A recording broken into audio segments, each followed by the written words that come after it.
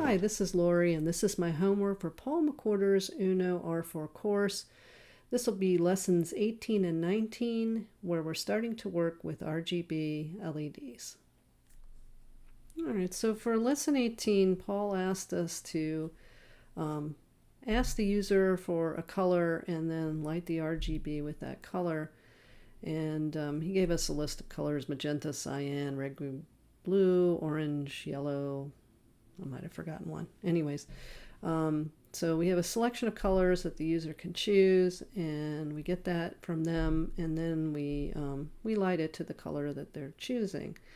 I decided to try to use a different way to control the program. I was wondering if there was some sort of switch functionality in C++, and I did find there was a switch case format that you can use to control program flow. So I tried that out and in this program. So I'll show it as I go instead of using ifs and elses or just a bunch of ifs. So we'll set everything up and we'll get the user color. So we'll set up a string for that. Then we'll set up our pin modes and start the serial monitor. And then I wrote this function to light up the RGB LED. So it takes in the pin numbers and then the value that you want for the red, green, and blue. So it's going to use an analog write to do that. So you can see it's pretty simple, but it just makes the code a little more simple inside the void loop. All right, so when we get to the void loop, we're asking the user for the color they want and then giving them the list of the colors they have to choose from.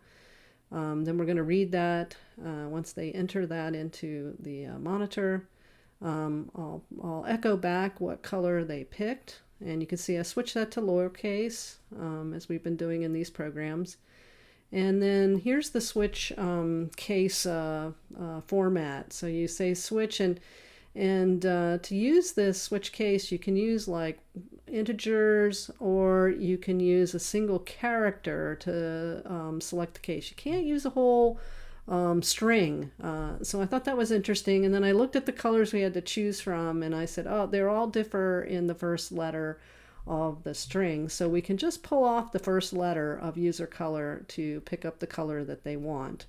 And this is fraught with some issues because obviously people could come up with other colors that start with R or G or something, and then they're going to get red and green the way my code is written. But I think it's fun and interesting to try this approach out since I've never done it before.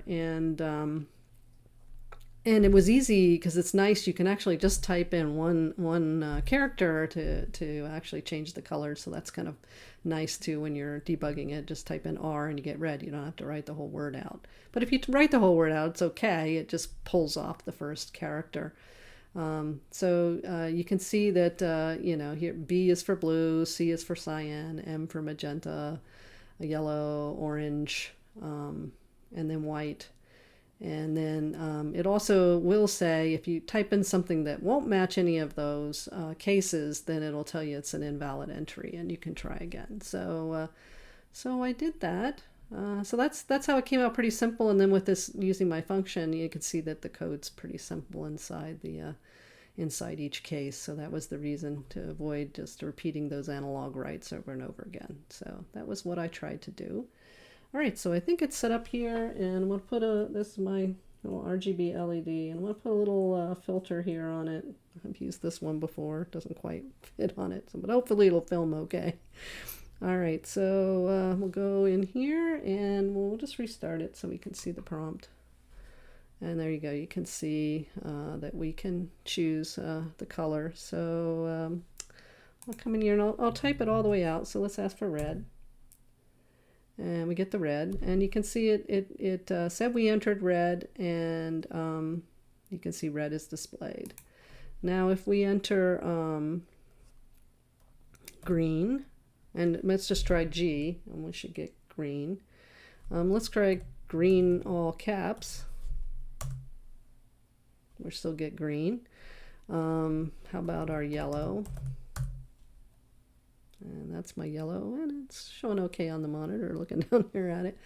Orange is one that I think everybody kind of fine-tunes for their own taste. That's how my orange came out. Let's see, cyan is another color we have. And we have magenta. And we have white. And then if we type in something that we don't have a color for, like nothing, then it'll turn off and tell us we should try again. So that's what I did for lesson 18 homework. Now let's move on to lesson 19. All right, for lesson 19, Paul asked us to flash red, green, and blue 25 times and then have the program stop. And I think he's getting us set up to learn about looping in general. And I know some beginners aren't familiar with some of the looping techniques that are out there, but I've already experimented quite a bit with those in my programming experience. So I decided to go ahead and build that into my function, or my program, I should say.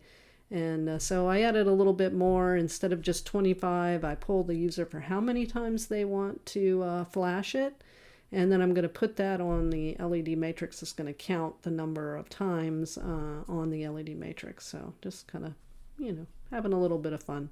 So we'll set up the LED matrix, bring in the libraries we need, set all our variables up. So number of cycles will be how many times the user wants to flash the red, green, blue sequence. And you'll see I kind of put some limitations on that. Then we'll do the void setup, get everything started. Then I'm using the RGB LED function I wrote to light the RGB LED. And then when we come into the void loop, we'll ask the user how many they want. And I indicate that you can enter anything from 1 to 25, a max of 25. So we get that input from them. And if they put in more than 25, then it's going to get set to 25, and they're going to get reminded that they asked for too many. But then they'll get 25 flashes. And same thing, if they enter a number 0 or less than 0, then it's going to be set to 1 and say you asked for too few cycles, and you're going to get at least 1. All right, then it'll print how many cycles is set to, and then it'll loop through the cycles. So the first thing it does is display the count onto the LED matrix, and then it'll light the red, green, and blue sequence, and then it'll turn everything off at the end. And I added a little half a second more just to kind of make a separation between the cycles. And then we'll clear out the matrix. I used to be able to clear it with just begin, clear, and end previously, and now when I tried to do that this time, it didn't work. So I just printed 2 blank spaces to the matrix, but couldn't find anything when I Googled around, and I didn't spend a lot of time on it. So I guess it's the hacking way to make it go blank, but it works. So that clears the matrix out. And then of course it's going to come back up and ask you, again, would you like to do it again? But how many do you want to do? So that's how my homework code goes. All right, so I think I have it in here. We'll restart it so we can see the prompt. And so let's just enter 3. And yeah, you can see that going. Okay, it stops and comes back and asks us. Let's ask for something lower than 1. So we'll ask for -2. And you see it says you asked for too few, and so you get 1. And then we'll ask for 26. And you can see that it says, oh, you're going to get 25.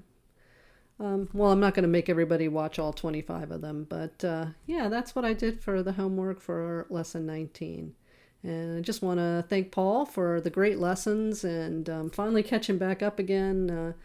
I don't know, I've got a lot going on this summer, so I don't know how much further I'll get before I get to the fall, but we'll see how many I can catch up on. And I want to thank you guys for watching.